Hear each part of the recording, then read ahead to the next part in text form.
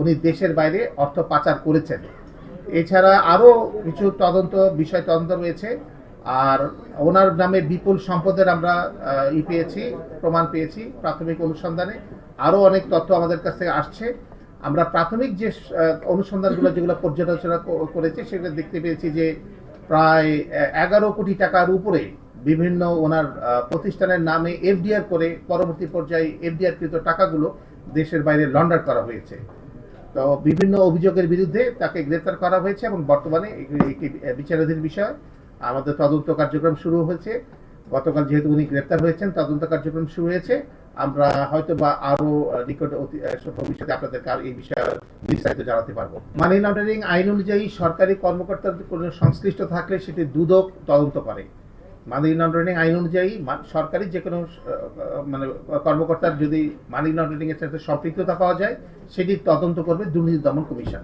আমরা তদন্তের স্বার্থে এই মুহূর্তে তার বিস্তারিত এই সবগুলো জিনিস আমার মনে হয় প্রকাশ করাটা সমীচীন হবে না। তার নাম আমরা কিছু তো আমরা উনি যেহেতু মানি লন্ডারিং এর সাথে জড়িত ছিলেন, আমরা আমাদের কাছে যে তথ্যপত্র রয়েছে সেটা হচ্ছে যে টেকনাফ এবং উখিয়া অঞ্চল দিয়ে উনি মিয়ানমার থেকে এবং বার্মা, নেপাল থেকে, ভুটান থেকে বিভিন্ন জাতের গরু উনি আমদানি করেছেন।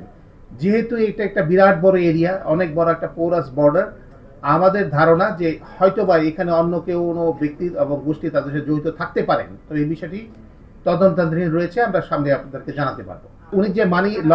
উনি যে মানি লন্ডারিং করেছেন এই বিষয়ে আমরা কিছু ব্যাংকিং অবৈধ লেনদেনের আমরা তথ্য পেয়েছি। আমরা তদন্তের স্বার্থে ওই বিষয়গুলো আমাদেরকে একটু গোপন রাখতে হচ্ছে। যে ব্যাংকগুলোতে, আমরা কোনো ব্যাংকের নাম উল্লেখ করছি না, যে ব্যাংকগুলোতে ওনাদের অবৈধ লেনদেন পাওয়া গেছে এবং মানি লন্ডার হয়েছে, সেটার যে টাকাগুলোর উৎস এবং টাকাগুলোর পরবর্তী পর্যায়ে প্লেসমেন্ট অ্যান্ড লেয়ারিং যেটা আমরা বলি, সেগুলো যেটা হয়েছে তাতে আমাদের কাছে প্রতীয়মান হয়েছে প্রাথমিক অনুসন্ধানে যে উনি মানি লন্ডারিং এর সাথে জড়িত। উনি প্রচুর সম্পদের মালিক হয়েছেন। তাছাড়া মোহাম্মদপুর এলাকায় উনি সরকারি খালের জমি ভরাট করে সেখানে অবৈধভাবে ব্যবসা করেছেন। তাছাড়া ওনার নামে প্রচুর জমি, আমরা প্রাথমিক তদন্তে যেটা জানতে পেরেছি, প্রচুর স্থাবর সম্পত্তির অনেক প্রমাণ পাওয়া গেছে। আরো বেশ কিছু সম্পদ আমরা খুব দ্রুতই, যেগুলো আমাদের হাতে এখনো এসে পৌঁছেনি, আমরা আপনাদেরকে এই তথ্যগুলো ভবিষ্যতে দিতে পারবো। এখন প্রাথমিক অবস্থায় আমরা থাইল্যান্ড সহ বিভিন্ন দেশগুলোর কথা শুনছি, কিন্তু আমরা আগামীতে যখন তদন্ত হবে এই বিষয়ে সুস্পষ্ট ধারণা আপনাদেরকে দেব।